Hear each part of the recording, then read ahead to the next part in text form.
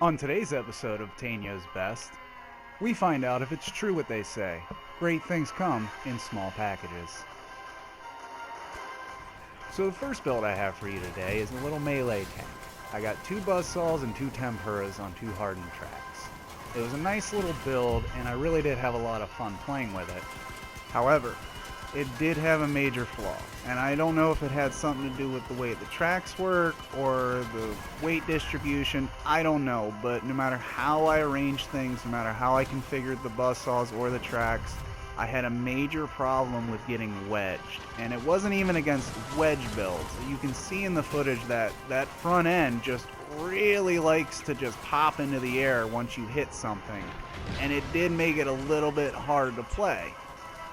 All in all, though, it was a pretty solid build, and take out the hardened tracks and replace them with the wheels of your choice, and honestly, this is a pretty budget-friendly build. It's not going to take you very long to be able to make the parts for this, assuming you have the blueprint, and even that, the tempuras really aren't that expensive. You can make a few things and usually have probably 1 or 2 within a week, so for those of you just starting out, this is a good build to maybe try and modify a little bit with what you have, and it'll be a good little low power score grinder. It's under 4K power score, and there's nothing that you can't get without just a little bit of grinding.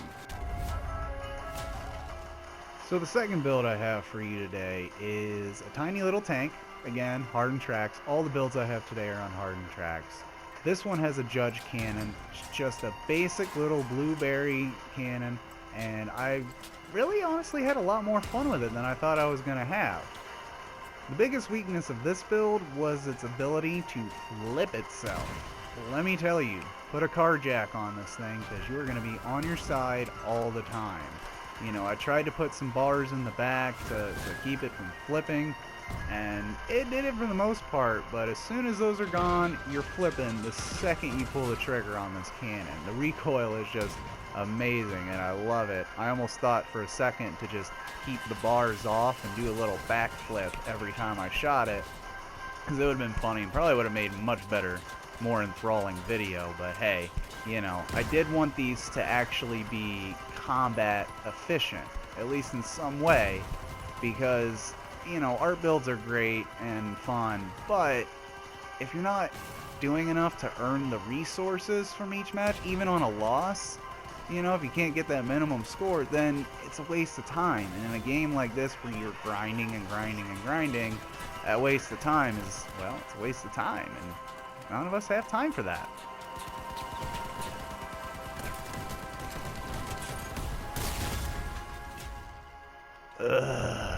So this build was my least favorite, honestly. I wanted to do a build with the Sumators, whatever you call them, the nail guns. For a long time, they came with the first battle pass, and I always thought it was a cool idea, but I never got around to actually making a build with them. So when I made this, I was real excited to get in there and give them a shot. My idea being, you know, they kind of work like a shotgun, where you're going to want to either build a wedge or you're just going to want to build something fast that's going to strip guns as you fly by.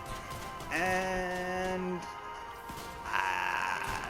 maybe I'm doing something wrong, maybe I'm dumb, I don't know, but these were less useful than cords. I'd rather honestly just put 4 cords on a build and try and strip somebody rather than try and use these things ever again. Like, if they would have not came with the battle pass, I would sell them, but I can't, so they are stuck in my inventory forever, and it just, I hate these guns, and I hated this build, and it made me want to cry.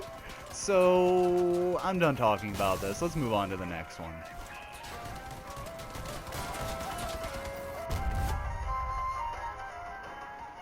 Last but not least, we have a tiny little tow tank. Now, this was probably the easiest build to make. It was very small. It's, I think, 15 pieces. It's not very complicated. Again, we got the hardened tracks.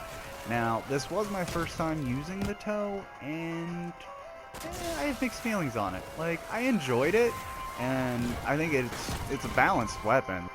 but it also has a very high skill cap. You pretty much have to know where the enemy is going to be, and it's very hard to predict that, especially with this thing. It's kind of disorienting when it goes from the third-person view into the first-person view, and depending on how you have that weapon mounted, it can be hard to properly aim. There's a few shots in here where I hit the thing that was slightly to my right, I thought, but wasn't because, well, I had it side mounted and I didn't have the angle right.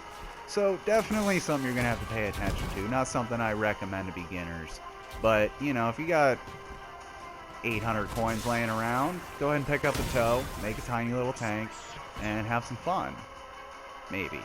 I don't know. I did, but at the same time, I didn't do very well with it. But that's all the time I have today, and I really hope you guys enjoyed the video. I hope you liked the commentary. It's a new thing I'm trying, so we'll see how it goes. Tune in next time. Love you. Bye.